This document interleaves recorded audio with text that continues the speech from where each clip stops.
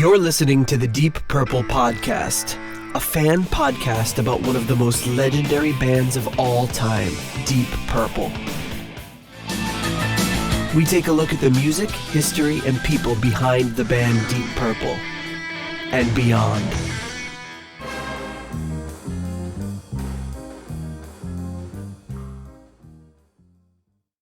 Welcome to the Deep Purple Podcast, the first and only podcast devoted to one of the greatest bands in rock history, Deep Purple. Today's episode is episode number 118, Captain Beyond, live in Montreux, 1972. And coming to you from the ailing suburbs of Chicago, I'm your host, Nathan Beaudry. And coming to you from the suburbs of Providence, I'm your co-host, John Americano Matola. Oh, is that what the Italians call you? Yeah, American. That's the Americano. Americano. I think American is like, the Jersey Shore way of saying it. I always have to leave off the final vowel, like a nice ragout. Nice prosciutto. Yes. Mozzarella. Well, because I'm wearing my just happened to grab my American flag tank top, which is kind of a coincidence, but it's also one of the thinner ones that I own because it's like an oven in this oven around here in this house because it's like 1,000 degrees humidity for the next couple of days out here. And it's fitting because this is our final episode that we record before our 4th of July break, which and we're coming up 4th of July as of the recording of this. And none of you listeners will notice a break because we won't miss an episode, but because that's our commitment to you, our patrons. That's the Deep Purple Podcast promise, folks. No matter what's going on, no matter how crappy our weeks have been, we get together and provide you with all of this great entertainment. Well, all this entertainment. Well, even calling it entertainment might be a stretch. I don't know if it's great. I don't even know if it qualifies as entertainment, but some of you seem to like it. And we are very, very appreciative that you do.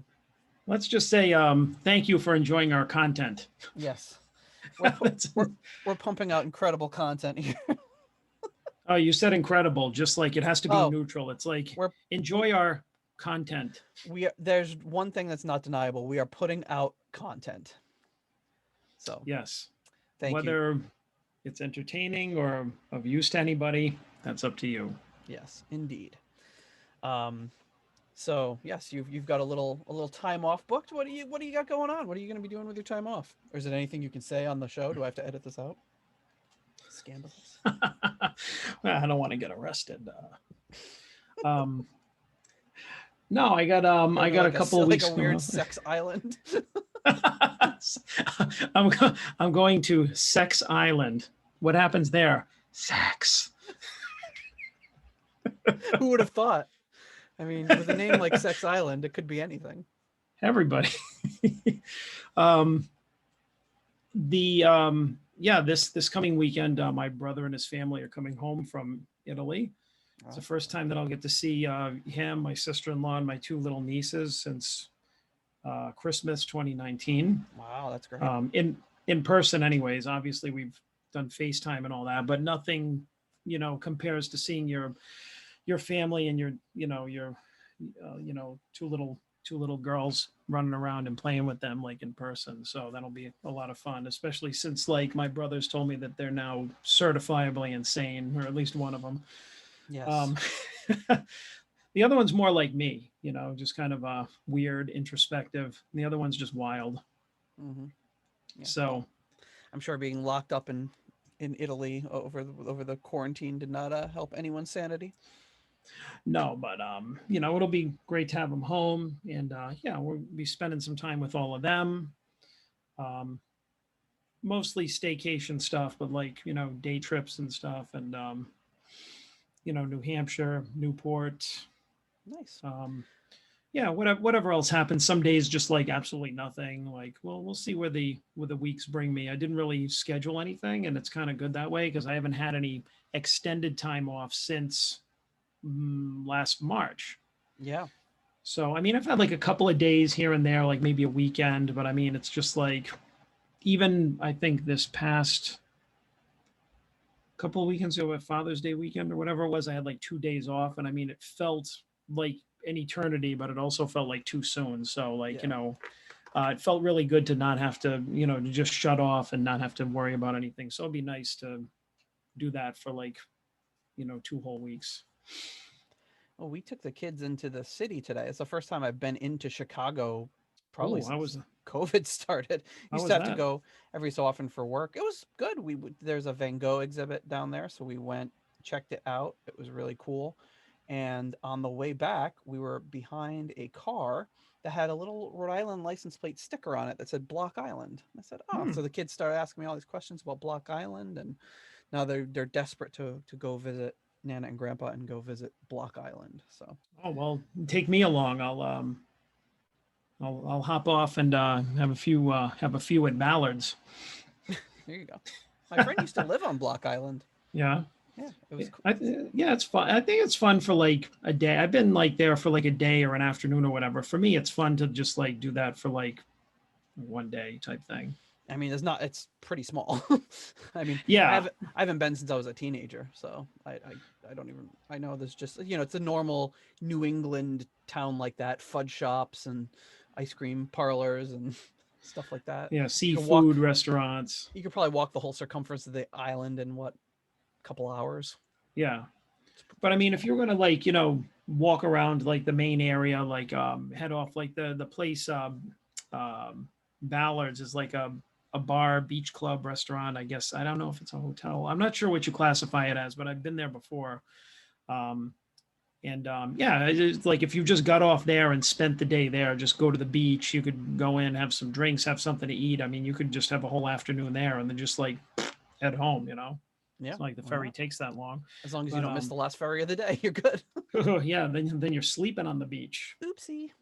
So I have a question though. Like, so you got some you got some young kids there. How did they react to that Van Gogh exhibit? Was that something they'd be interested in?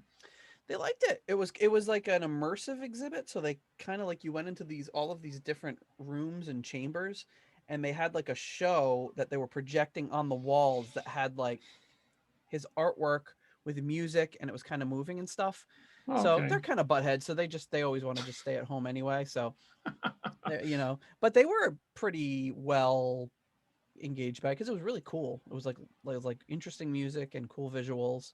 And then they had lots of questions about Van Gogh. And then my son went to the gift shop and saw a Bob Ross mug, and he was obsessed with it, and that was his thing. So we bought him a Bob Ross mug that when you fill it up, I'll use this Uriah Heep Magicians podcast mug as an example, but when you fill it up with the hot water, it's a picture of Bob Ross, like the traditional Bob Ross with the paintbrush, and when you fill it up with hot water, like all the painting like fills in behind him. And okay. He just saw that. He made a beeline for it. I never knew he even knew who Bob Ross was, but he's just, Bob Ross is a god. He's talking about, he must have seen some dumb YouTube video or something, but he became obsessed. And then like he got it. And then in the drive home, he like grabbed a can of water, and he like put it in the mug, and he was just like, saw him in the back, just sipping it out of this probably filthy, unwashed Bob Ross mug. Weird. He's a weird dude. I don't know why but he is so pleased with this purchase. It was so expensive. Some of the stuff there in the gift shop, was crazy. Like a water bottle, like, one of those water bottles that's kind of like metal with like a metal little lid. Yeah, $45. I'm like, oh my god, here with that. Oh jeez. Thankfully not that expensive, but too expensive for a mug. Unless it's like a Yeti, get out of here. You know what I mean?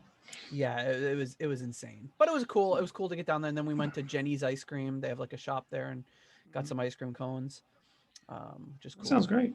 So the mug sounds like a take on that classic, like, pen where you like click it and then the bikini woman's on it and the bikini falls off. Yeah, totally. So, just be glad that he wasn't like looking for one of those. Yeah, well, in a few years he will be. Or well, yeah, okay. That's, you know what? Maybe he will be looking for one of those, and you go, oh, Bob Ross, so weird.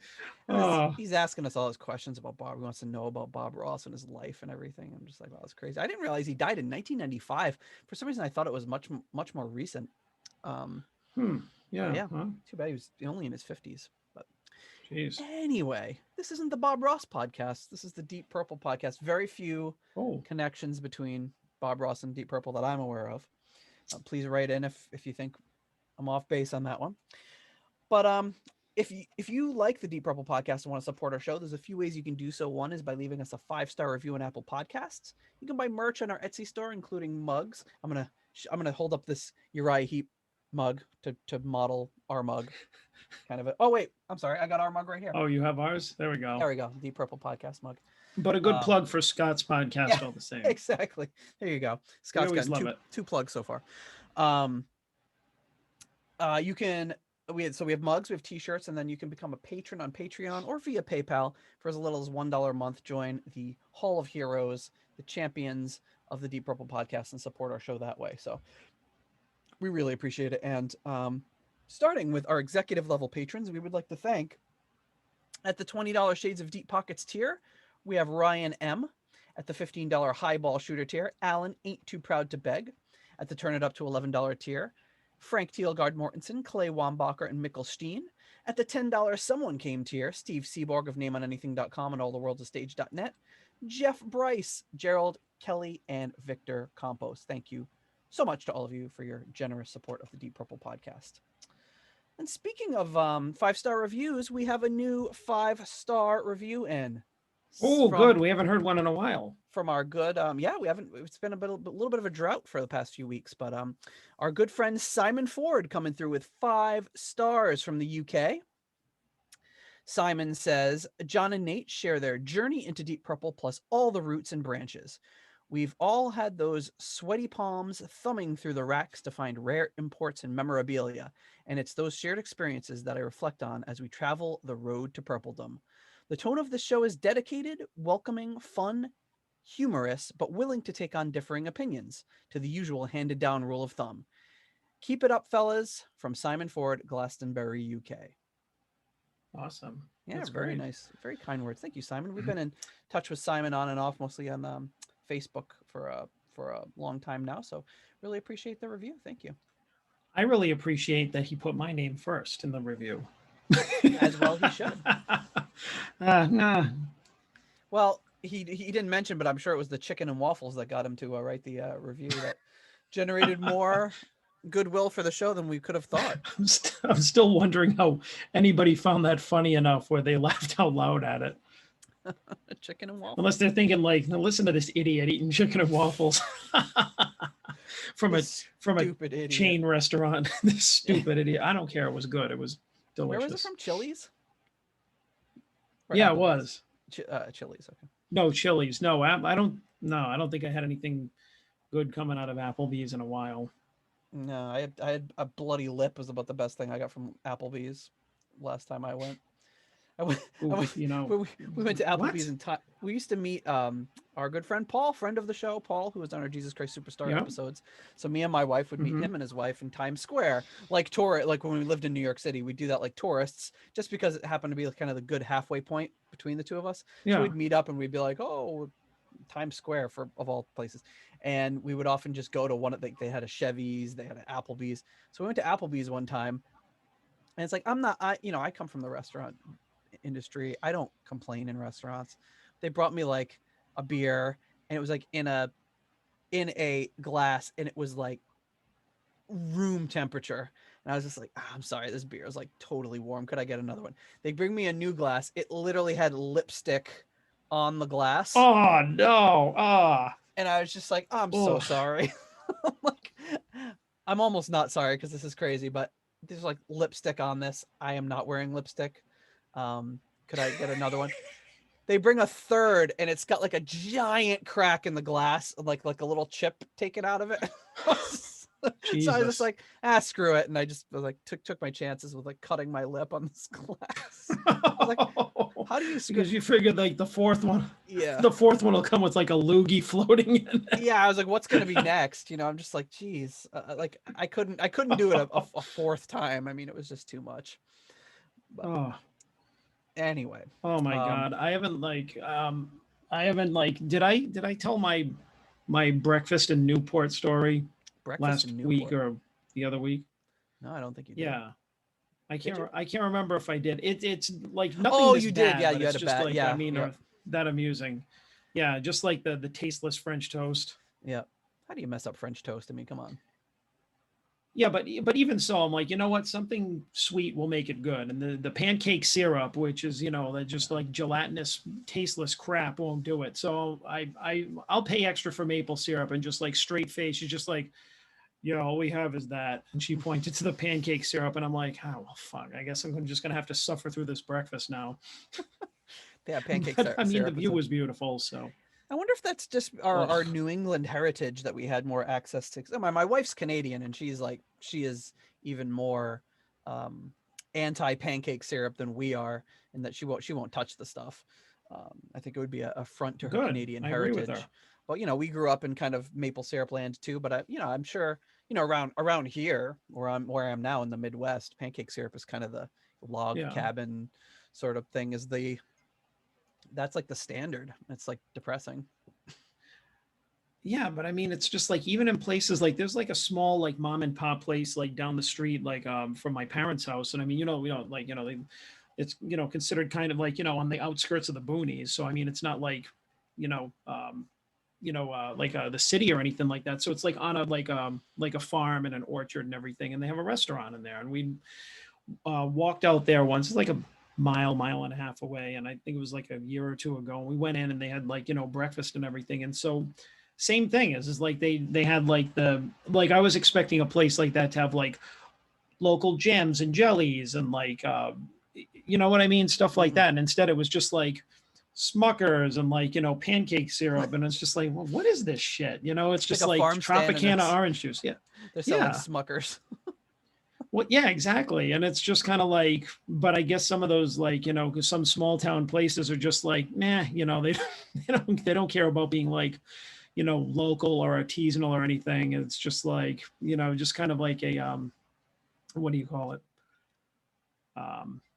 Like a cheap breakfast place, just like a dive, a dive type of place. It's just like the little blister packs of Smuckers or whatever the hell you call them, just like really just low quality shit. It's like, I know I sound like such a food snob, but it's just like, no, really, because I don't know.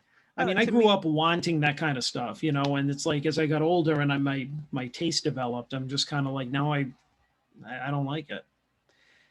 To me, if I'm going to my kind of long-standing policy is, if I'm going to expend the calories, I want it to be worth it. And to eat pancake syrup that's like it doesn't taste like anything. It's just like I don't like eating shitty food or drinking shitty beer if I'm going to. Right. If beer is caloric, it's and it costs money, and if I'm gonna I want to actually enjoy it. I don't want to. I'm not drinking beer for the like just to get like, oh, I'm gonna get shit faced. I don't care about that. I want it to taste good. And same thing with that. If I'm gonna pancake syrup and maple syrup probably have the same exact calorie content, and what a different experience. But anyway, we're getting way out there on our tangent here about pancake syrup. But on the Food Network podcast. Yes. So I did receive my copy Back to Deep Purple of Bobby. Per our last episode, I received my copy of Bobby Harrison's book in the mail from the. Hey, there we go. So sadly, there's a few pages about the Funkus album that we covered last week. Unfortunately, does not clear up any. It does not clear up any questions we had about who played on what track. So it's just kind of more of the same, but interesting, cool little book. It's very, very short, 120 something pages or 118 pages. Wow, that's short. If you're interested in the life of this gentleman, then pick it up. It's available on I think you can get it on Amazon and a few other places. So thank you very much to Bobby Harrison and his friends. I hope he's doing well for sending me this book. Thank you to Stu Mills for sending it. All right, so this week, John is granted another temporary stay. We're probably going to try to bang out one more episode this week before he jets off or stays around for his vacation, and that will be the dreaded episode he's been dreading for a while. I think we're like talking it up so much that when we actually do it, we'll be like, this album's not as bad as we remember. Or most people will be like, those bastards. That's my favorite Deep Purple family album. Yeah, well, I also think we're again, we haven't listened to it, either of us, in easily 20, 25 years. Yeah. I think it's, really, at this point, it's just become a joke. Yeah, exactly. It's definitely, I don't have as strong feelings. My only feeling towards it is I haven't gone back to it, and I think there's probably a reason why. But anyway, we're not here to talk about that this week. That'll be probably your next episode. Gear up for it. When you see it drop in your podcast feed, you can instantly agree with us or get mad at us about our assertion on this album. But today we decided, again, do a little bit of a shorter episode. We've been throwing a few more of those in lately, which works out well with our crazy schedules. But this week, we are tackling Captain Beyond, which is normally we would ask our friend Nick Jones to join us. But this kind of came up really last minute. And I thought it would be interesting to talk about this, which is their first ever live. This was their live debut at the Montreux Côte d'Or, nice. I believe, festival. And so this is them on stage. It's a short set, much like we did Ian Gillan a few weeks ago. Did a kind of a short set, although that one was edited down. I don't know how much editing is involved with this one, but there's not a ton of information about it. I reached out to my good friend Hartmut Krekel for the Captain Beyond expert for the information, just kind of verified some dates and things. But this is April of 1972 at the Rose d'Or Festival. They were on the same bill as Gary Wright's Wonder Wheel, The Doors, which without Jim Morrison, Sutherland Brothers, and Claire Hamill and Amazing Blondell. So I don't know a lot of those folks, but there's also a little bit of a quick behind the scenes documentary that's all in French. So I'll put a link to that in the show notes. But basically, about halfway through at the 5.5 minute mark, they show Captain Beyond behind stage, backstage, getting ready to go onto stage for their debut here. And of course, this features Bobby Caldwell on drums, Rod Evans on lead vocals, and quite a bit of percussion. Lee Dorman on bass and backing vocals, and Larry Rhino Reinhardt on guitar and backing vocals. So we have covered all of the studio albums by Captain Beyond on this show, but we have never on this show seen them play live. So it should be interesting. And the video that I will link to in the show notes is Bruno Sampa in December of last year. Put together this restored and remastered video, kind of cleaned it up a little bit. So you can find a few versions of them out there. A few of them have the wrong dates and everything, but this was April of 1972 that this happened. So, and let me just check this real. I want to say it was April 30th. Let me just see if I can verify that. April 30th. Yeah, April 30th, 1972. So there you are. They're on the scene. Rod would have been out of Deep Purple for a couple years at this point. And there you have it. April 30th, 1972, Super Pop Montreux, Swiss Broadcasting Corporation. But even though it's only 20 minutes, they managed, it's Captain Beyond, so they cram 8 songs into there. They're typical, just like jamming in all these songs. So with that, you ready to get into this video and see some Captain Beyond? Hell yeah. All right. Well, before we get started, let me just share this with you. Make sure you're seeing that. You're seeing the video okay? I'm not seeing anything yet. Do you see the shared screen at least? No. No? See, we keep having this weird issue. It says that you've started screen sharing, and like it freezes on that sometimes when you do it, and it doesn't show me. Do you see it now? Yep. Oh, there we go. Yep. Yeah, see, that's one thing I discovered in the last few episodes is you don't see it. You don't see it the first time I do it, even though it looks fine for me. Right. But then the second time I do it, you see it okay. It's very odd. Maybe we'll have to just start doing that first time before we start recording or something.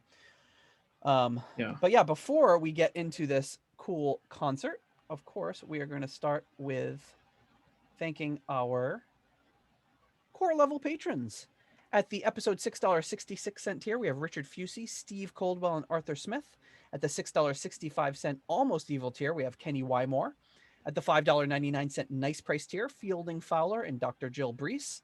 At the $5 moneylender tier, Greg Sealby, John Convery, German Heindel, Adrian Hernandez, Jesper Alman, Alexei the Perfect Stranger Slepikoff, James North, Mark Hodgetts, Kev Roberts, Will Porter, Zwapper the Electric Alchemist, and Tim Southern Cross Johnson. And at the $3 Nobody's Perfect tier, Peter Gardeau, Ian DeRosier, Mark Roback, Anton Glaving, Andrew Meyer, Duncan Leask, and Stuart McCord. Thank you to all of them for their continued support of the Deep Purple podcast. And before we get started, I shot an email over to Peter Gardeau on his birthday, which was just the other day, because I was going through my daughter wanted to see some old pictures of me as a kid. So I was looking through these old pictures and I found a picture that I had taken of my dad inside Caldor as a kid. I don't know why, but so I sent it. So of course I sent it to Peter Gardeau. Was the second I saw it. This is like, why would I take a picture of my dad in Caldor? But I thought if anyone would appreciate that, it would be him. So no, it's a nice family heirloom, a picture of my dad standing by like an exercise bike or something in Caldor. It was one of those things. He's like, Dad, let me take a picture of you. He's like, fine. And took a picture. I don't know. Kids are interested in weird things. Yep. Well, it costed as money you evidenced by your kid wanting to a Bob Ross mug. Very true. All right, so here we go. This is Captain Beyond live in Montreux, 1972.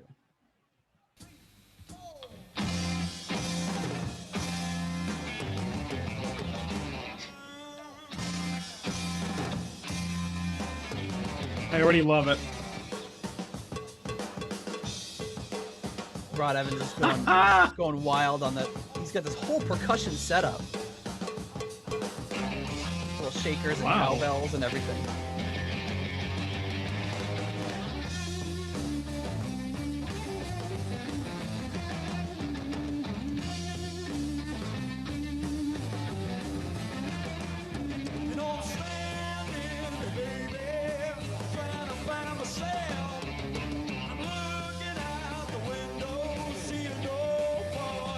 Can't Feel Nothing Part 1 here. Well, I gotta say, Rod looked really cool in this phase. Like, I'm so used to seeing like him with that really kind of like, short bob cut from like the Deep Purple days.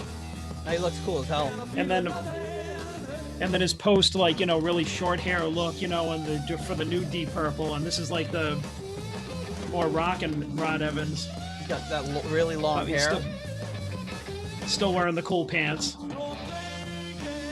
Bobby Caldwell's hair has got to be down to his knees. It's so long. Yeah.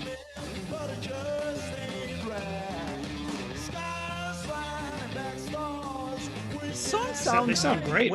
It sounds way more Hendrix than I remember it sounding on the recording.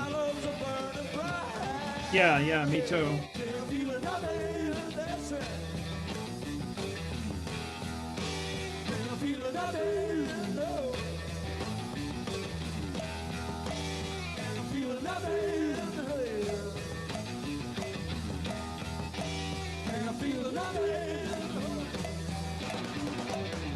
Just assaulting that cowbell. Man, this is like really like he's getting a really great sound out of that Strat. Here they go. Captain Beyond can't be stopped. Oh, here it comes.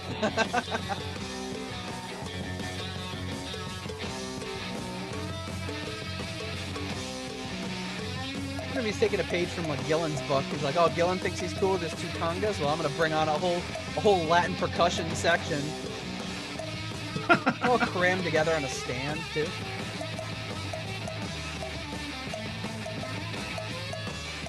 That cowbell is a little distracting. It's a little off. It's a little off time. Kind of like that SNL skit with Will Ferrell.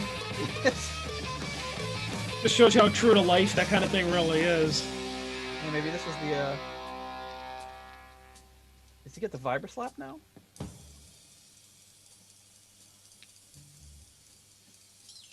Oh no, it's that thing.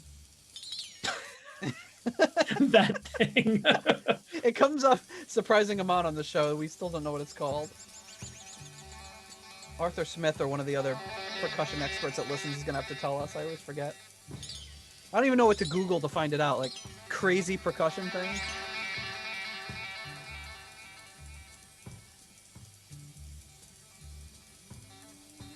It's a really crazy way to open a show. Like you feel like they're already like, 45 minutes into a show doing like stuff like this. They're right? Here, what, 3 minutes into the show and they're already going to these weird percussion jams. So now they're going to Astral Lady here. Or no, but you said it's like what, eight songs? Yeah. So they probably had to cut all their jams down and jam them all in, no pun intended, to get as much in there as they could. All the way. Right. Oh, maybe it's a flexatone that he's using. Speaks to the waves of the sea. I think we've done this exact same thing on the show before, where I've Googled it and tried to figure it out. Times that used to be. Many years have passed since your vision. I wonder what the folks at Montreux thought about this. I wonder if this is before or after the album came out. As the moon speaks to the sea. No warning there. Yeah, this would have been a couple months before the album came out. Oh, okay. Didn't come out till July.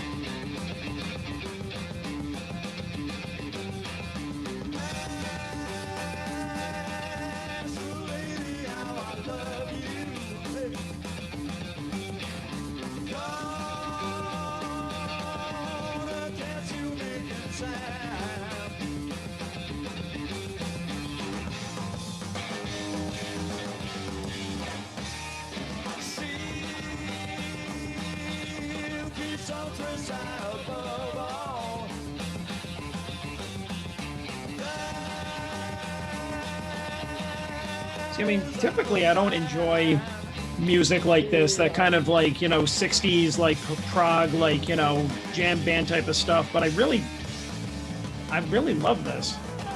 I don't know if it's just the right combo of musicians or, because Rod's in it too, or...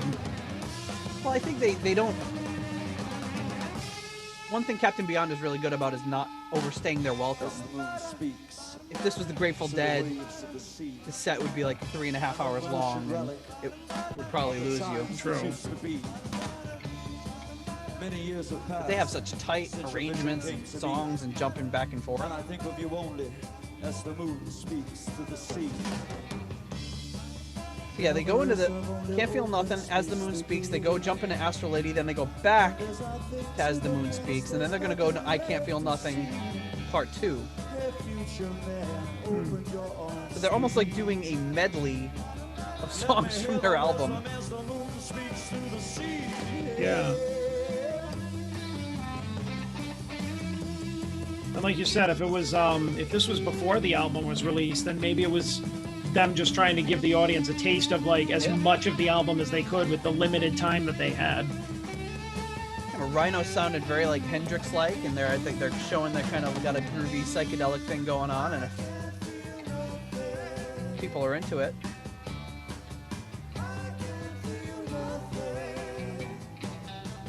They got some great harmonies going on.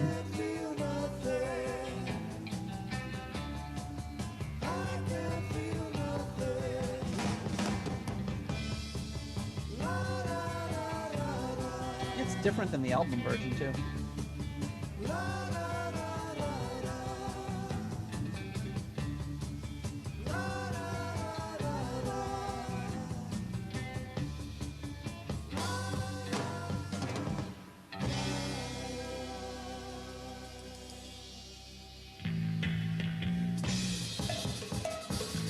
Not giving the crowd a chance to cheer or anything.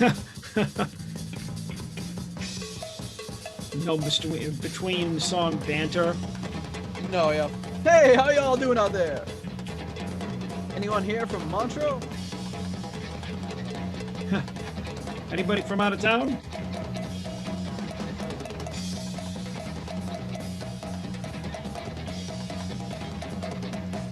it would have been cool if they were told, okay, we'll give you 20 minutes, and they arranged this special 20-minute medley specific for this. Oh, here it comes again. Yep. Disappointed he didn't yell that live. Oh, it's early. Still has a chance.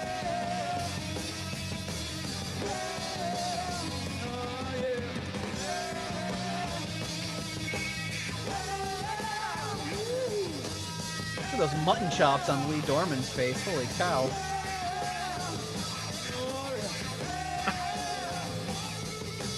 Looks like Wolverine.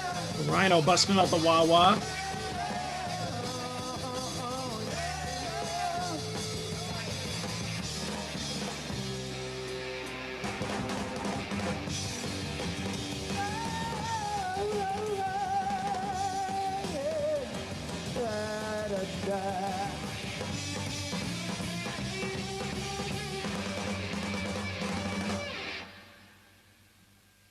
Thank you. So I think that's like their intro. Like, holy cow. Jeez. So I'll pause it right there for a second to try to you got to regroup here. So this is like this is just a few weeks after Mark II does their famous Denmark show that we covered in episode number or whatever that was. Who remembers?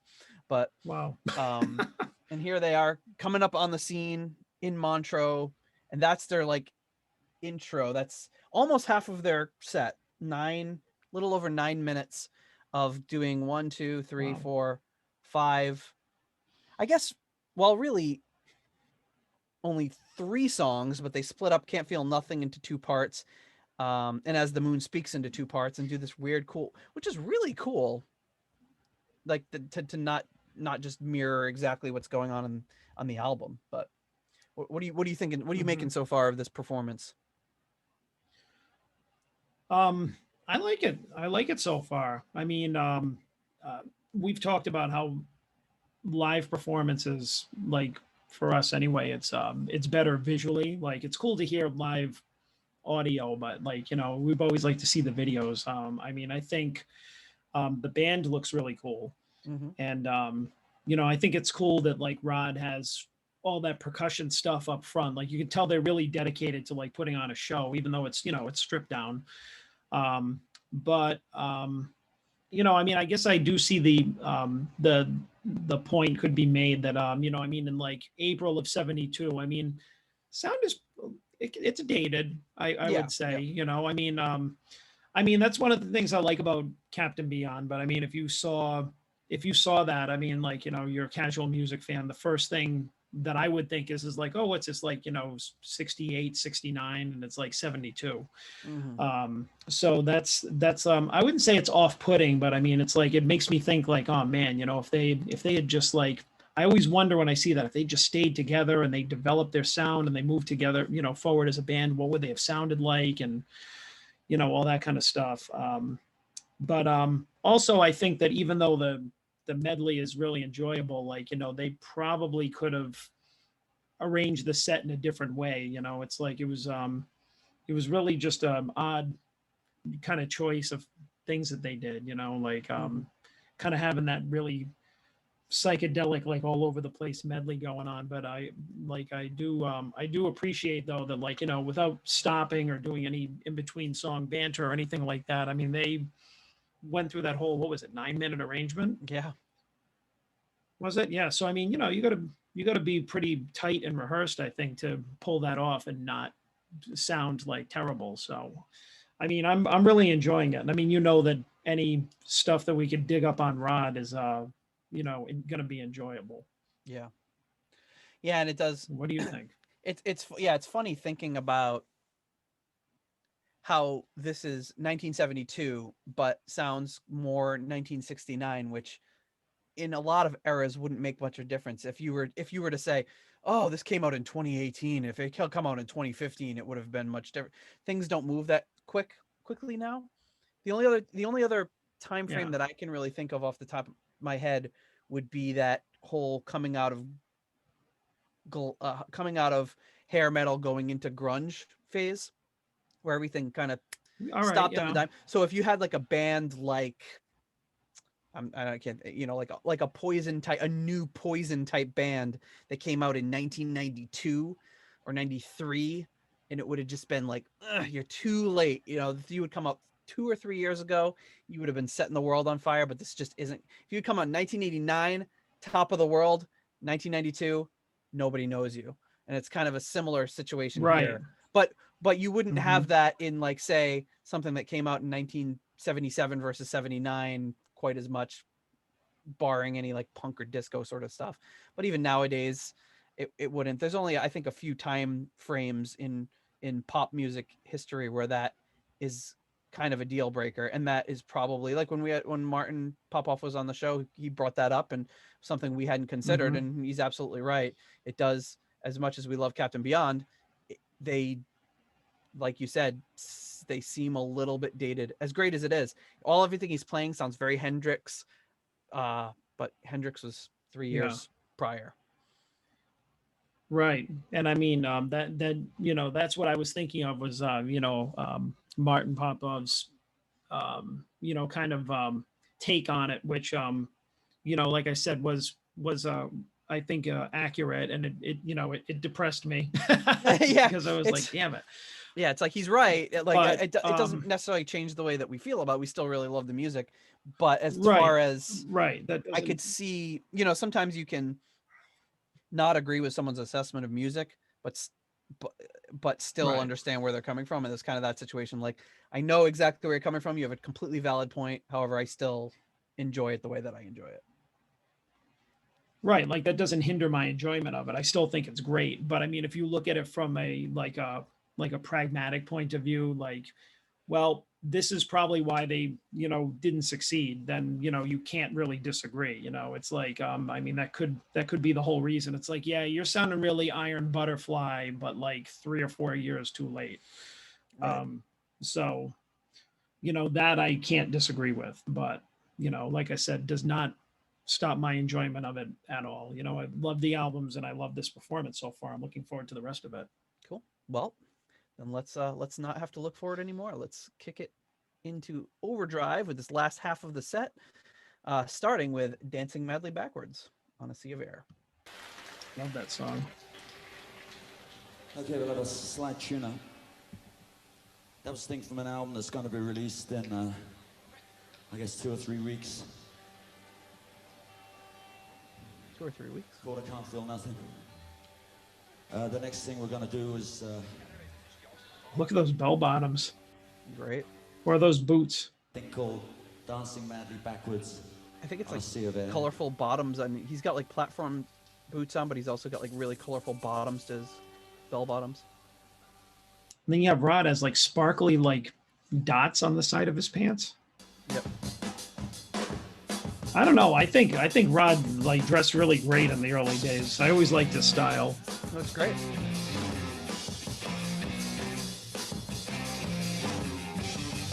Look at his face.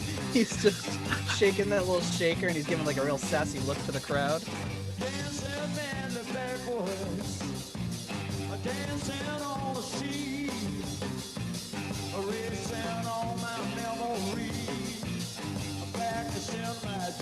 I always thought this was a great riff, a great groove. Yep.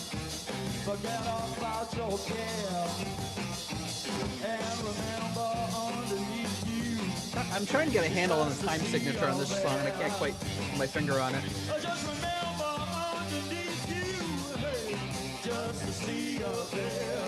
Hey!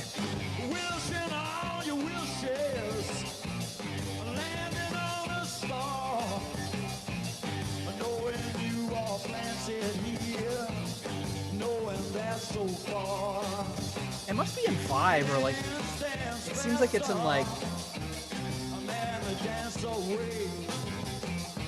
or 10, it's like 10 time, like.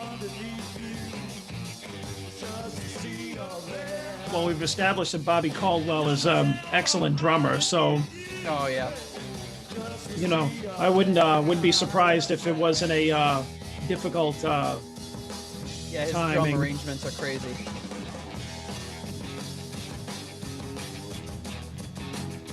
I love this. Love this breakdown here. This is awesome.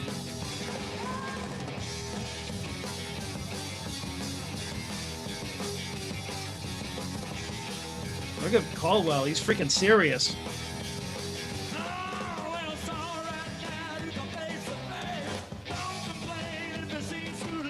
I told you that our friend Dan played in a band with Bobby Caldwell, right?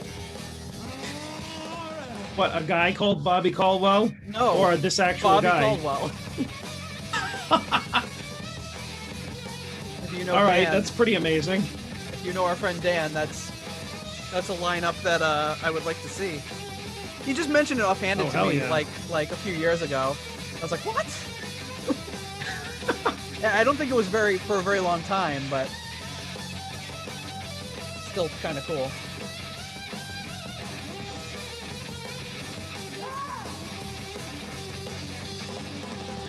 He's tearing it up. Oh yeah.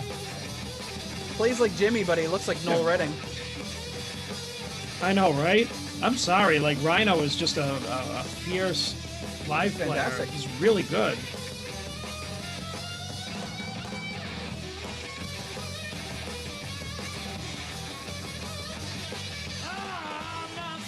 Yeah, nice little growl from Rod.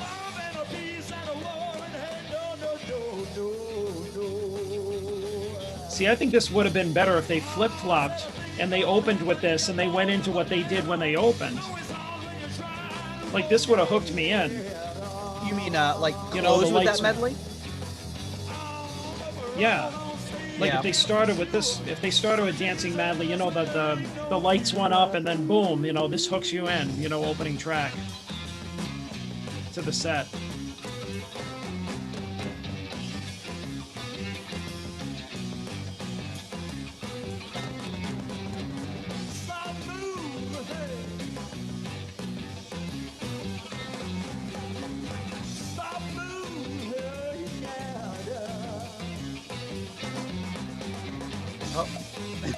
Rod's.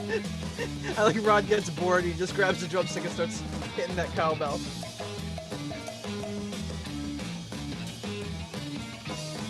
What is he doing? He just... He hit the cowbell like 4 times and then puts the drumstick back. That's so weird. Well, that's a cool effect there. You got like a picture-in-picture of...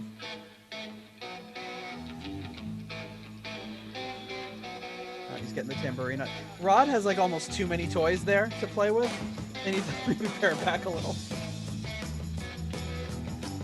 He's probably like, that's written into my contract. I got to use each one of these by the time that the show is over, or else I walk.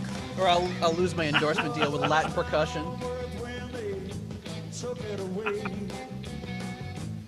He did the same thing with the friggin' tambourine. He shook it for like 10 seconds and then he put it under his arm. 10 seconds. What is he might have been doing? generous.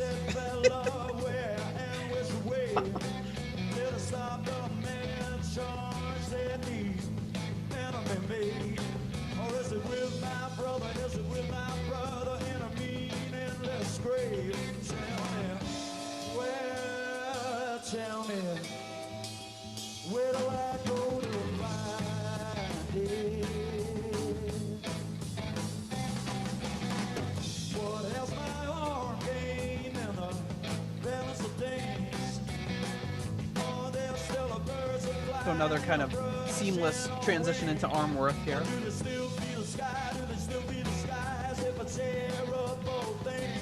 I know he's probably just a sound guy, but I love how there's just somebody standing behind the amps next to the drums. He just kind of walked over and put his hands on his hips.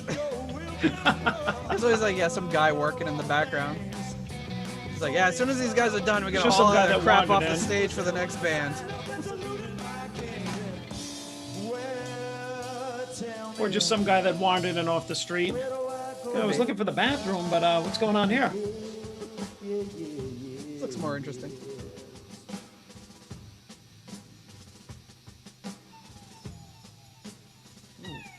Oh, it's got a little guitar effects going on there.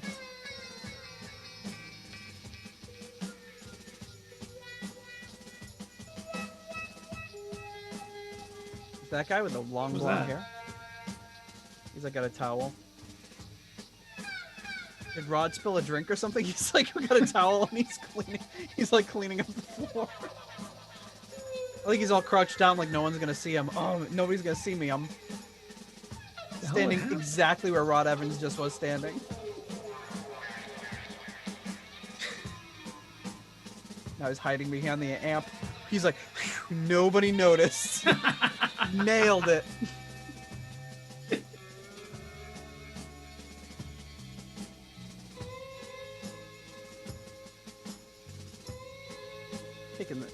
He gets bored with the tambourine very quickly.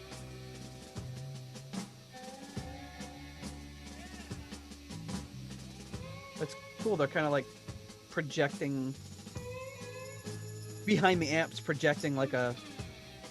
I think it's just for the TV performance, but yeah, like an infrared image of like a close up of Rod. Yeah, it's like a negative almost on a red background. Like the Predator's view of Rod. I'm right here! Who the hell are you? I'm Rod Evans. Who the hell are you? What the hell are you?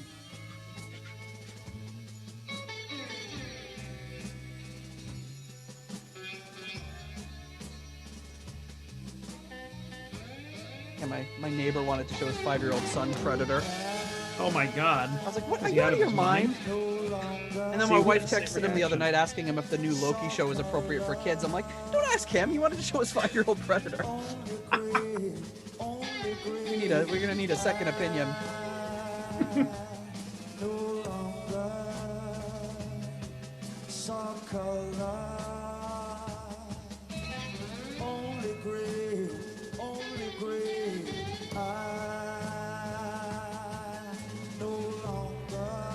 Never really thought of the song that way, but it'd be a good one to get the whole crowd to sing. Of course, they're hearing it for the first time, so.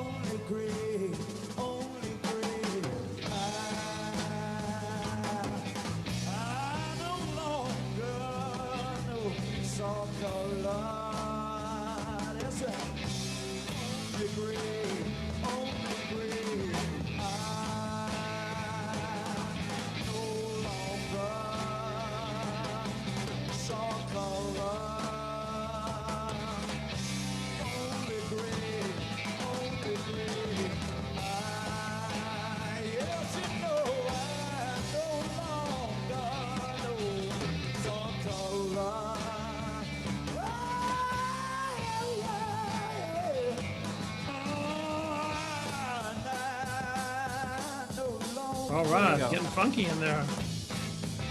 Oh, here it comes.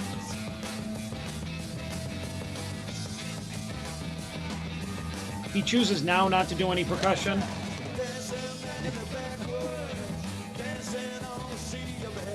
This is the part I love on the album because the vocal harmonies are so great.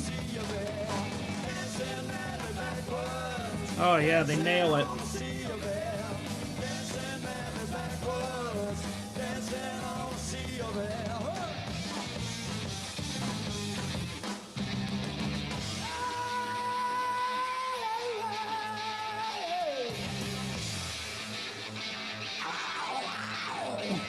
Yeah.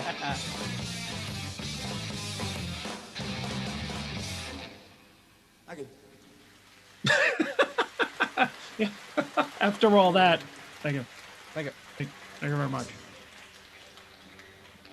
Very understated, but there you have it. That's a pretty damn good set. Yeah, that's another one, just like the Gillan set. Wish it was longer. Yeah, I know, right? I mean, it's cool. It leaves you wanting more, but it is. Oh, yeah. Mm-hmm. It's a very, very short set. Yeah, that was pretty excellent though. I mean, God, they all sounded great. Mm-hmm. They sounded great. They looked great. Rod sounded great. I mean, Rod provided us with a little comedy there, in the form of weird percussion interludes. Yeah. Anybody listening to the episode, you have to see it to appreciate how ridiculous it is. But yeah, you'll have to check out the link and watch the YouTube video on your own. Yeah, just seeing him pick up the tambourine for 3 beats and put it down, hit the cowbell twice, put the stick back down. The spread of percussion stuff on that stand in front of him is a sight to behold. Yeah, I mean, I feel like you know, just because it's interesting to kind of pick apart like the little things that are, you know, maybe, you know, funny or like, you know, wrong, you know, air quotes, with the performance, or in comparison, like you said that the famous Deep Purple Denmark show was, what was it, just weeks before? It would have been like, yeah, I want to say that was early April, I believe. So this is like 3 weeks later. Right. Something like that. Right. So, I mean, if you put this band up against them, I mean, clearly Deep Purple wins it, you know, that Mark II Deep Purple. Oh, yeah. Just because of the song selection, the way that they kind of structured the set, you know, their ability, you know, to play, it was all seamless. You know, those guys are like even then, like total pros. But like with the whole percussion thing, it's just like, it seemed more it seemed less obvious or less forced when they were in the middle of a jam and then Gillan brought out the bongos and he was like, you know what I mean? It really melded in with the performance. Or even like when there was a point where the, you know, Ritchie was taking a solo and like all of a sudden you looked over and there's Roger Glover with a, you know, a couple of big pairs of maracas and, you know, and Gillan with the tambourine and everything. It wasn't like, you know, Gillan walked over the bongos and he's like, and then he just walked away. Like he hit it like 3 times and then walked away. I mean, that would be kind of like, you know, Spinal Tap-ish, for lack of a better word. Well, it's also the Deep Purple show was lengthy. It was like an hour and a half long, and this is 20 minutes. So to kind of jam in, it almost seems like, why even bother bringing all of that percussion stuff on the stage for when you're doing like a tiny little snippet of what your band is like. Right. I mean, I also know that as a band, like Deep Purple at that point, like Deep Purple proper had all of those albums behind them. They had the first albums, and then they had In Rock, Fireball, and then Machine Head coming out. So that's a lot more material. However, I think that if Captain Beyond, because I mean, clearly they looked good. They played good. They're great. I would say they looked great. They played great. Not even good. I thought it was great. If they had structured their set a little differently, and let's just, you know, take out, you know, like, all right, it's a performance film for TV. Maybe they were only given like 20 minutes, but like, let's just say they weren't. I mean, it would have been great to see them like maybe throw in like some of like maybe like 1 or 2 of like, you know, like Rod era Deep Purple songs and put the Captain Beyond spin on it. You know, like I mean, obviously when Gillan left, for Gillan, he did Smoke on the Water. So, you know, maybe Rod, would they do a Captain Beyond version of like Hush? And then, you know, maybe something else like you know, that would be really cool, like you know, really heavy, like what's the first song off the Deep Purple album, the self-titled? I can't remember. The self-titled, Chasing Shadows. Yeah, Chasing Shadows, or The Painter, or something really cool like that. And then, you know, amongst all of like, you know, like a couple of like, you know, straight ahead rockers from the Captain Beyond album, a medley, you know, maybe a cover or something like that, you know, that the 4 of them decided on. I think that would have been a cool set for them. It's interesting that you bring up Hush. I'm doing like a quick little search here. I can't find any evidence they ever did. I'll have to ask Hartmut that if they ever did any of those Deep Purple tracks or Hush in the case of a cover. But because I mean, you think it would have made sense. It would make sense, but at the same time, it's kind of bold to just say, no, we're just leaving that all behind. You know, because they have also all the Iron Butterfly stuff behind them too that they could have thrown in there and to get a little bit more, but you kind of admire them for saying, no, we're leaving all that stuff in the past. We're striking out with something completely new, completely fresh, completely different. Whether you think it's stylistically fresh is a matter of opinion, but they tried something. They tried to not just, they could have been like a legacy act or partially a legacy act to get people in, play Hush, play some of those, a couple, you know, Kentucky Woman, play Inagata DeVito or whatever. And, filled in their set with some things that would be a little more accessible, but they were just like, no, this is Captain Beyond. This is what we do. It's different. It's its own entity, and we're not going to pollute it with any of our older stuff. Right, but it probably wasn't the right marketing move, but it was cool artistically that they made that choice. Yeah, I mean, I could see that too. You know, being like, all right, we're a whole new entity, we're a whole new band. We're not going to do any of the old stuff. But I mean, think about it, right? It's just like, I wouldn't even consider a legacy act type thing because we were talking about, time, and that would be like a band like today. A newer band today doing something from an album that their former band released in like 2017 or 2018. So I wouldn't even consider that a legacy thing. That would just be like, all right, our band from a couple of years ago. That would just Hush be was like 4 years old at this point. right. Yeah. So I mean, that would kind of be like mixing in like all right, here's something that my other band had success with. I was the voice of that band, or even Inagata Devita. It's like I could see them wanting to leave that out because it's like, all right, if we're gonna do like a jam, like let's do one of our own jams, but maybe something else that Iron Butterfly did, like one of their shorter, heavier songs, or like a tightened up version of Inagata Devita. I don't know.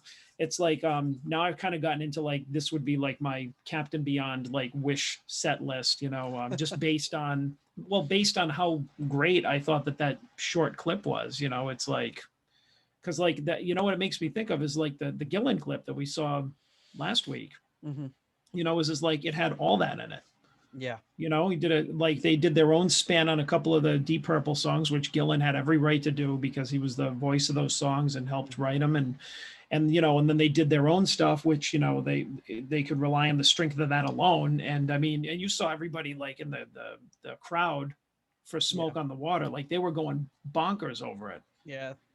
Even though it was very much stylized in the Ian Gillan band format, it wasn't super faithful to the original, but they still loved it. But it was cool though. It was cool because it wasn't the same. It's like, all right, if I want to hear the version that I've heard on the radio, I'll go see Deep Purple. If I want to hear a cool version that I don't get to hear, I'll see Ian Gillan's new band. Yep. So but yeah, but for what it is, like for what it was, like I think that was really cool and interesting, and I enjoyed it. Yeah, for sure. And I would be remiss if I did not mention that I was off by a little bit. Deep Purple Denmark was March 1st. This is April 30th, so it's almost 2 months later. Okay. But I mean, 2 months, 3 weeks, not a huge difference. Right around the same time, we can say. Yeah. So awesome. Yeah, that was a lot of fun to check out. I did throw out before the show, a quick little Q&A notice for anyone, if anyone wants to throw anything in, so we can go through that. But first, what do we got? I will say I would like to thank our foundation level patrons. At the $1 made up name tier, we have L's Murders, Spacey Noodles, The Poorly Sealed Leaky Mausoleum, Michael Vader, Stephen Somerville, The Concerto 1999 Fanatic, Raf Calf, Spike the Rock Cat, JJ Stenard, Hank the Tank, and Flight of the Rat Bat Blue Light. Thank you to all of you for your generous support of the Deep Purple podcast. All right. I got to find my question. Oh my God, I've got a lot of notifications here. Let's see. Okay. Look here. Here we go. We're recording in a few hours. So, first question up. From Skinner Reconsidered, what are 5 episodes of Skinner Reconsidered you've listened to 10 times? It's got to be the one that I guest hosted on. No. I mean, you should listen to all the episodes of the Skinner. I don't know that I'm a huge fan of Skinner Reconsidered. Don't know that I've listened to any episode 10 times of any. I don't think I've listened to any episode of any podcast, even maybe twice.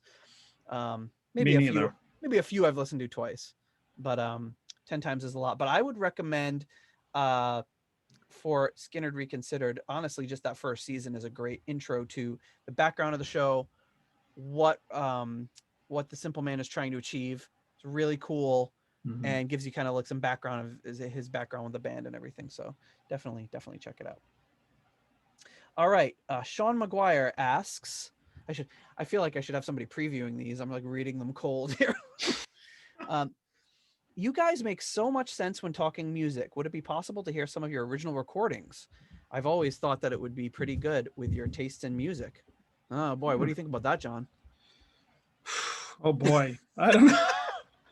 I don't know. I mean, I think that like most people, like, I mean, I've always been like super critical of myself. You know, it's just like, I mean, when we played, I mean, I know you played out and recorded. And yeah, so does that make me like, am I in the Deep Purple family tree? So I was in a band with Dan. Dan was in a band with Bobby Caldwell, who was in a band with Rod Evans. Does that make me 3 steps? I gotta look at that Deep Purple family tree behind me. I don't see me over. Much. I don't. I'm not on. Of course, that's from 1979. I wasn't quite playing yet with me or Dan, but well, you should just write Nate on a piece of paper and just like a Post-it note and just stick it right on there. I'll just write. I'll have a string that goes all the way across to the other side of my basement, and I'll post it that says Nate, Nate and Dan, like across the room. Yeah, exactly. But yeah, no, I feel like I was saying, like I was mainly a studio musician. I was never comfortable playing in front of other people, you know, aside from you guys. And, you know, even then it was just like, you know, God, I don't even know where half of my old music is, or all of it, or actually I know where it is. I wouldn't even know how to like, to play it now because it's all on tape. But well, I've got your solo album that you released, Johnny Hurricane. Oh boy, I've got that around here somewhere, and there's some great tracks on that. You do a couple covers. That first intro song though is so awesome. That riff that you know what I'm talking about. I can't remember the name of it. No, I can't. It's like it's like all instrumental, and it's really like it's got a really cool riff to it. Oh, you know what? I think I might remember. Yeah, I mean, it's one of those things where I think I'd have to just like leave it up to somebody else, because even when I talked to our friend E-Rock, who we had done music with, like, you know, we'll talk about the old days and stuff, and he'd just like tell me things like, you know, when I would hear like a song or whatever, like, and be like, that I would write, and he'd be like, wow, that's really good. And I was like, what are you kidding me? I said, I would be like, that sucks. I listen to what you write and think that's really good. So it's like, it kind of puts in perspective. It's like, you know, sometimes people can be, you know, a little hard on themselves. Because I always thought, like, you know, you and him were like far superior songwriters and players to myself. But yeah, I don't think about that. But actually the demo that you had sent me a while ago that we never put vocals or lead guitars to, what was it? Summer Nights? City Nights. Nights. It was based on the based on Judge Caprio show. It used to be, it was called City Nights, right? Right. And now he's like a viral phenomenon, which is weird. Yeah, and I still hate him because he wouldn't let me out of that traffic ticket. That you were lying about, but you didn't like the fact that he knew you were lying. But yeah, he was we used to watch him on like late night cable access, and Judge Caprio, and now he's like a viral guy. You've probably seen his videos, and we kind of just wrote that song based on that, which is kind of funny. But that's one that I wouldn't mind if it leaked, so to speak. But I think you were we could most responsible for that. We could put a few little snippets on here of like some things that I don't have a ton of stuff like really mixed down, but maybe as a little bonus end segment, I could put something on the end here. But yeah, I think that I think your music more reflected you know, what whatever the question was about, like given our musical tastes, like you know, they think that it would sound pretty good. I think yours was more your tastes were more shown through the music that you recorded than mine. But that's my own opinion. It doesn't mean that I think it was bad, but we'll have to do a bonus episode one day. We can break down one of our old songs or something. I got all the multi-track stuff, so we could actually just like listen to it however we wanted to. But I mean, most of it's just the fact, you know, it was all recorded in my bedroom or your basement or wherever, and it was you know, the quality of the recordings isn't isn't fantastic. But yeah, well, you know what? I think we just got to get fun. over ourselves and just be like, you know what? Here it is. Yeah, it's not. Yeah, we're not looking to, it's easy enough to put out. And we had some fun. We did some really fun stuff. So yeah, that's basically it. I got good memories of it. But and I did a bit of playing out live, but I was always more. I always really I never was crazy about playing live shows. I really enjoyed being in the studio, and yes, later on owning our studio and barely ever using it for my own music. So I enjoyed that a lot. All right, Ariel. Oh wait, that was Sean McGuire. Okay. Ariel SN writes, is there any info about the song Fingers to the Bone from the Abandoned album which makes any reference or dedicated to Blackmore's departure? A greeting from Cuba. Thank you, Ariel. Oh, I'm sorry, Ariel's not watching us on YouTube. Every YouTube video we have is banned in Cuba, North Korea, Iran, Syria. There's like 4 countries that every video we put out is banned in. So maybe it's just the fact that YouTube doesn't allow in those countries. But I've heard, I'm not hugely familiar with the lyrics to that song, but I kind of take it as more of a like a song about the record industry beating you down. But I have heard that other people say that it could be about Blackmore. So I'm not sure. Perhaps that's a question to pose to the Ian Gillan official site or something, but it's quite possible. I mean, I don't know. At that point, it was 98. Would he 5 years later after Blackmore's departure still be hung up on it? I think maybe it's one of those things where the fans were more hung up on it than he was, and maybe they read into it because they wanted to. Because even now, if somebody interviews Ian Gillan tomorrow, they'll be like, "Would you guys ever consider playing with Blackmore?" It's been like how many, like 28 years or something. They still want to ask that question. So, is it about Blackmore? I don't know that he was top of mind for Gillan at that point, but who knows? It's quite possible. But good question.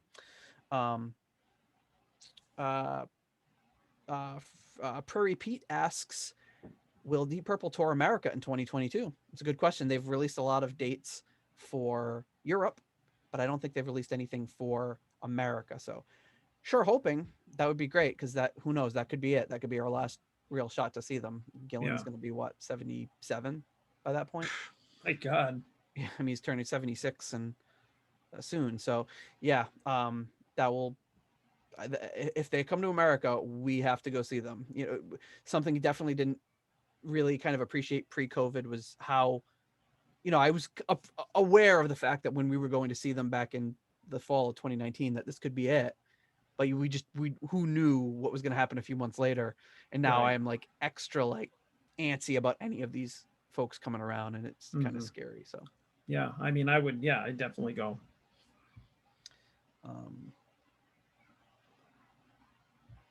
Sounds like somebody's having a party upstairs. Rye asks, do you like Randy Rhoads' acoustic tribute to Mrs. Purple? I don't know what he's talking about. What? Maybe I should respond. I'm going to respond right now. We're recording right now. What are you talking about? We'll see if he responds before the end of the show. All right, we'll put that one on hold. Yeah. I'll put that one on this. I mean, the cover of Tribute was purple. I don't know. Women from Mars asks, what songs and albums, be they well-known or lesser known, would you recommend to newcomers potentially getting into the band? Oh. Okay. What do you think? Have we discussed that before? I don't know that we've ever done like here's what we'd recommend for getting into the band. Well, I guess it means do you mean getting into Deep Purple or getting into the extended family? Well, I guess we should just take this. It was recommend to newcomers getting into the band. So, well, I would think like getting into like actual Deep Purple. Mm-hmm. So, I mean, I would say like the first two, I would say essential listening would be Machine Head and Burn, if I had to recommend any two. Even though it sounds like it would be, kind of cliche. I mean, I love In Rock, you know, that I'd be like tempted to say that one. But I mean, Machine Head is like stood the test of time. It's got really well produced songs on it. I mean, when you're in the mood to listen to it front to back, I mean, it's just a all around great album. And the same thing with Burn is just like, it's another great produced album. And even though I could pick like Come Taste the Band, or we could go shoot ahead and say Perfect Strangers or anything else, I think those two are most representative of two like really great versions of the band with a lot of great songs on it that, you know, kind of, you know, transcend time. You know, they hold up. And then you could go explore from there, like the band itself or the offshoots. But those are the ones that come to mind for me. What about you? Yeah, I mean, I honestly, I at running the risk of sounding boring, I mean, I think I'd have to agree. If you want like kind of the quintessential, if you had to pick two albums from, you know, pre Get Back Together, Deep Purple, those two kind of define exactly where the band was. And even though they're really close, they're only a couple of years apart, they kind of signify the strength of the Mark II and the strength of Mark III. Doesn't mean they're necessarily my top two favorite albums, but I think they're kind of most representative of what you're going to be getting into. Right. And they're very kind of same, but very different at the same time, and give you a really good wide variety of things to listen to. So yeah, I don't think I could come up with two different ones. Richard Evans writes, let's do the Martin Popoff thing. Deep Purple in 5 songs. Wow. I wasn't prepared for that one. So, all right, Deep Purple in 5 songs. How though? Because, and that's kind of funny that we mentioned Martin Popoff earlier, and now somebody came up with a question. Yeah, Martin Popoff and the Uriah Heep podcast are getting lots of free press on this episode. Magicians Podcast 4 times a week, Monday, Tuesday, Thursday, and Friday. Takes Wednesdays off, so check them out. It's a hat trick right there. But I feel like, you know, I just said check them out, like check Scott out. Scott, all of them, all of him, all of the hosts of that show. All right, so Deep Purple in 5 songs. So I'm guessing that question would be like similar to like what, I guess maybe which songs would you pick to be most representative of Deep Purple, because, you know, that's how I'm thinking of it. Oh boy, you go. I mean, I'm tempted to say April as a starting song because you know how I feel about that one. But at the same time, it could lose a lot of people because it's very long. It's got a lot before it gets to the meat of the song. So you might even go with something like The Painter or something, like something really kind of rocking from Mark I, Chasing Shadows maybe even. And for like picking a song from, I mean, I guess am I picking my favorites or am I picking what would best represent them? I mean, at that. Sorry, I had a oh man. I mean, I guess like, you know, something like this, but you would have to really, you know, prepare for it, you know, like kind of comb through and like come up with a bunch of like reasons or whatever. But just like off the top of my head, you know, I mean, and again, we're sticking with like the classic version because we haven't, or the classic 70s mostly version of the band, because, you know, we are aware that there is much more to it. Like, you know, we're going like 80s, 90s and beyond, and there were all those albums, but we haven't covered them yet, and I'm not as familiar with them. So I'm sticking like, you know, firmly in the classic or beginning eras of the band. And, you know, I feel like not a lot of like people that listen to the show are thrown off by that. You know, like I don't feel that we get a lot of criticisms for like, oh, you don't talk enough about current day Deep Purple or whatever, because I think a lot of people that, you know, listen to the show are right, but I think a lot of people that listen to the show too are like, you know, firmly rooted in the old stuff, you know, and not saying that they dislike the new stuff, but, you know, it's like that's where I'm coming from. And I think that's why, you know, it's such a narrow scope. Like I wish I could like pick like 2 things from the 70s and maybe some stuff from the 2000s, but I can't because I don't know it that well or as well. So I would say, you know, just based on my own experience, like, you know, you know, the stuff that I loved, you know, would be like Speed King. Yeah, would be one of them. Always loved Speed King. Maybe the piano version that's on the alternate. That's one of my favorites. Put a little twist. Yeah, exactly. But I mean, either version of it would be good. I mean, if we go in rock, Machine Head. I mean, I really like, God, there's so much stuff on there. I think in like Pictures of Home is the first thing that comes to mind. Yeah. Let me see. Let's see. Fireball. Play Fireball. Like title track. All right. What are we missing here? Who do we think we are? I don't know. I'm gonna skip over that one. Skip next. Place in line. No. I would say what's the I'm blanking on now. What's the second track off Burn? Might Just Take Your Life. Yeah, Might Just Take Your Life. I really like that one. Might Just Take Your Life or Sail Away. I think I Might Just Take Your Life. I really like that one. And trying to think of something off Stormbringer, but that one is really it's hard to do. Weird. I mean, I guess it depends if you want to do all pre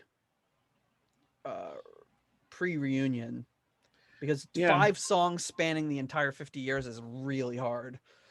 But 5 songs like maybe most representative or like my favorites or something, I would like, I would have to like really look, more into it.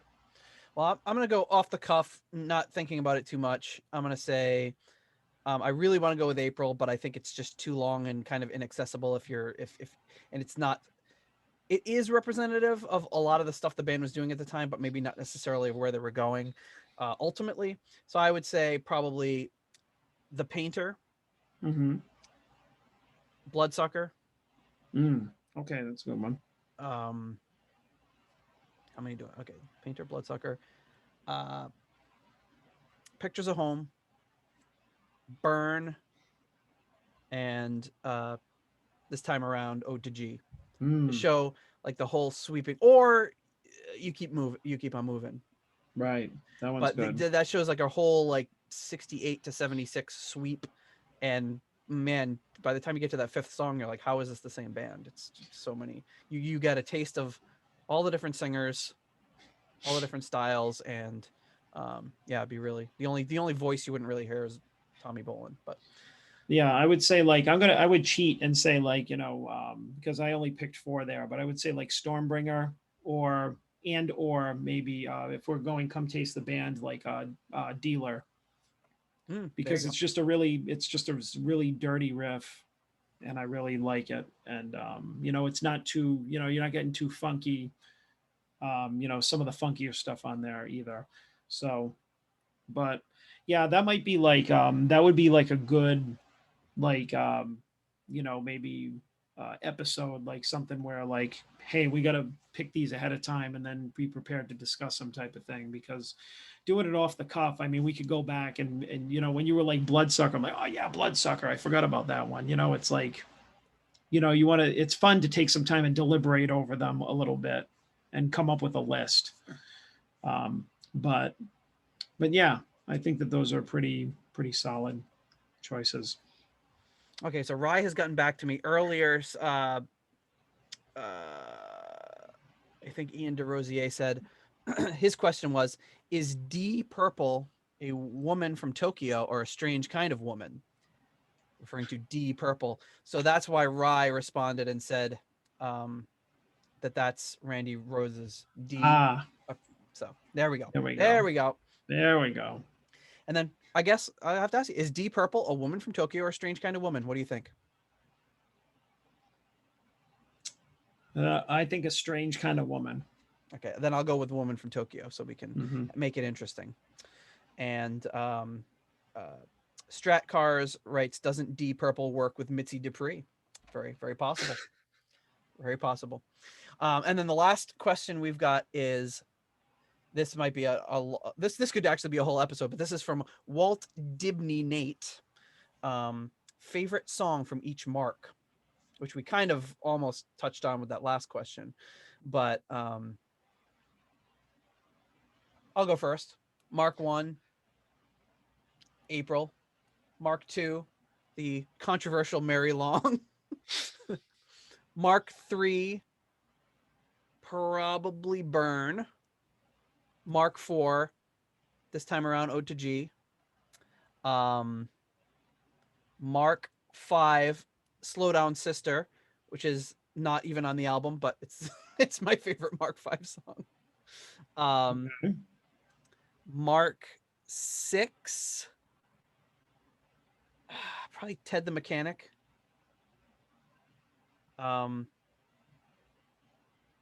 Did I skip any marks? No, Mark 7. Oh, Mark 7's a little harder. I'm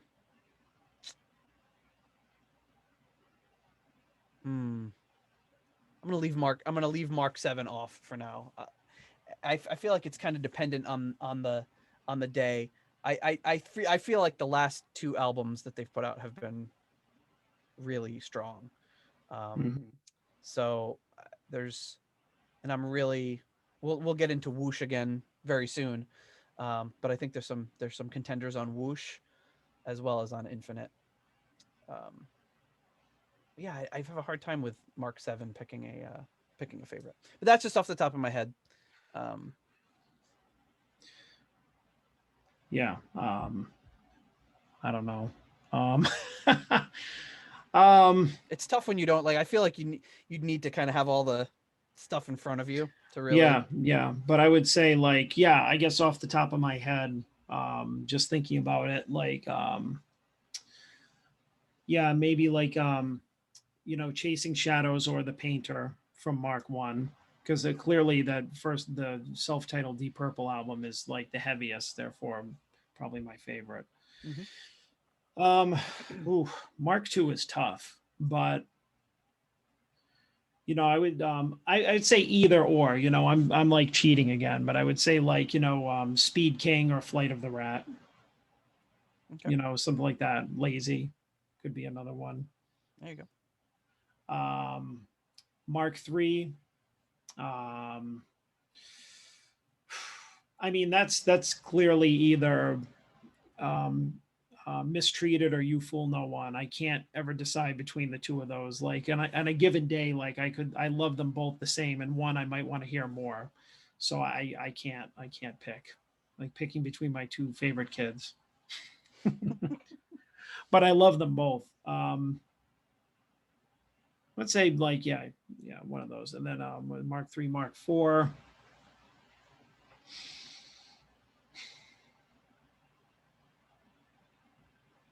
I know I just said Dealer, but I like Coming Home a lot. I always love that one as a opening track, Coming Home, or like You Keep on Moving. And then the marks after that, I'm kind of not as familiar with, so I'm gonna have to stop there. All right, I'm gonna throw out my Mark 7 as I'm opening this up and looking through the track listings. I'm going with Doing It Tonight. Very controversial pick, I'm sure, but I love that song. Yeah, I'm sure there's people probably yelling at me right now. Picking a track off of Bananas, already starting off on a bad foot with a lot of people. But hey, it's a hot track. I don't care who knows it. And you know what? We'll just say, like, Mark 2 Reunited, Knocking at Your Back Door. Oh yeah. That's true. If you want to do, I Knocking at Your Back Door. Yeah, between that and Perfect Strangers is pretty going into pretty the tight, 80s. And like, even though we haven't reviewed it yet, like, I think Bad Attitude from House of Blue Light, I always thought was really badass too. Awesome. Oh, and actually, you know what? I can even go further. So that was Mark. So what was JLT? He was Mark 5. Yeah. Yeah. I've seen all the people say that Mark V is Deep Purple, Mark II it's all screwed up. But yeah, for purposes of the show, we'll say that that's Mark V. I think most people agree that that's Mark V. Okay, so it's and some people call the reformed Mark II Mark V, which seems confusing. Some people they call it Mark like, IIB. It's very confusing. Or they call it like Deep Rainbow, Yeah, I've heard yes, that before. Probably gets called that more. Yeah, I would say like that's a toss up between the Cut Runs Deep or Fire in the Basement, which I think are both really like. I think Fire in the Basement is more classic sounding Deep Purple with JLT obviously in there, but Cut Runs Deep is like really like a heavy, like really heavy Deep Purple, which is kind of like that's kind of 50-50 between those two, are probably my favorites off of that album, which I go to sometimes because I remember that album coming out when I was in Deep Purple, into Deep Purple. When I was in Deep Purple. In Deep Purple. Whoa. Yeah. Breaking news, folks. I'm like Mark V and a quarter.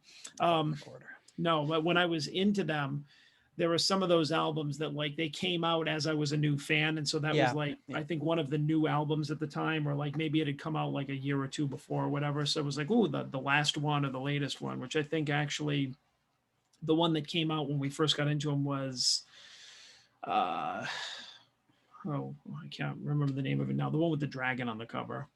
The last one Ritchie was part of. Yep. The Battle Rages On, right, which when we were getting into them, the ones you could find are the Battle Rages On, House of Blue Light, Perfect Strangers, obviously, right. Nobody's Perfect, right. So Slaves and Masters. Those were ones where there weren't all the bins around that time. Right. So I remember like, grabbing that one and being like, oh, I wonder what, Deep Purple now sounds like. And it was just did not interest me. Mm-hmm. And then same with Slaves and Masters. I'm like, what did you just say the last Ritchie one was? The Battle Rages On. Yeah, and that one did not age well. No, it was there was kind of sloppy because it was production Gillan going over and redoing all the vocals and. So I can't really speak to that. Like there are a couple of them, like I at least know that Slaves and Masters had a couple of standout tracks. Battle Rages On, I remember getting it and playing it, but hard pressed to remember any of the songs on it because they really weren't remarkable. Right. Well, there you have it, folks. There's our Q&A for you. Haven't done a Q&A in a while. It's kind of fun. I'll have to do that more often when we anticipate some of these shorter shows. But anyway, I think that's all we got for you this week. We'll come at you next week with an album that John is going to love. I'm trying to think if I can. I was gonna see if I've got it right here, so I was gonna hold it up and see if I could cover up part of it as a tease. Can you? No. Well, I can, but I think it's just gonna give it away. All right, so it won't be a tease. It'll just be like a a spoiler. Yeah, but here you go. Pretty much. Spoiler alert. Yeah, we want to keep you guessing. And it's not as bad as we'll see. Maybe it is as bad as you say it is. Whatever it is, nothing will be as bad as War Horse. Yeah, I'm confident. I think if anything, we'll get some laughs out of it. It'll be fun. But... All right, then. Until next week, my friend. We'll see you then. All right. Have a good one. You too.